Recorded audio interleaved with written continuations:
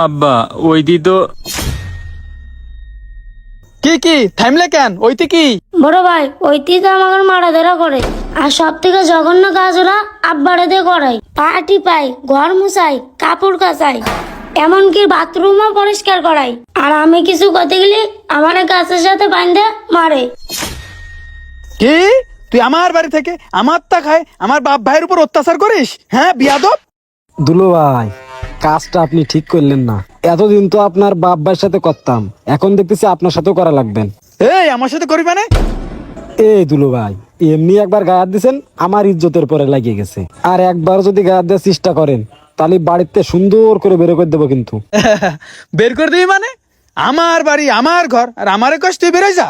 আপনার ছিল সেইটা হচ্ছে অতীত, আর বর্তমানে এই বাড়ি, এই জায়গা জমি সব আমার বোনের নামে।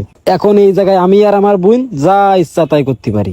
আর তার ভিতরে আপনি দেশে ঝামেলা করেন, তাহলে আপনার সুন্দর করে ঘাট কান ধরে এরাম করে বের করে দিতে বাধ্য হবো। ওঠ বাবা ওঠ, ওঠ ভাই ওঠ। আমরা তো এই বাড়ির কামলা, আর কামলাগিরি না করে চল আমরা অন্য কোথাও চলে যাই। চল বাবা, বাঁচে থাকলে আবার সবকিছু হবে। আজকে আমাদের খুব দুর্ভাগ্য বলে নিজের বাড়ি ছাড়িয়ে দিতে হচ্ছে। হায় রে কপাল।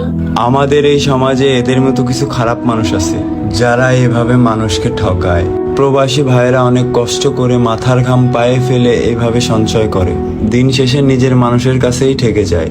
ভিডিওটি ভালো লাগলে শেয়ার করবেন। আসসালামু আলাইকুম।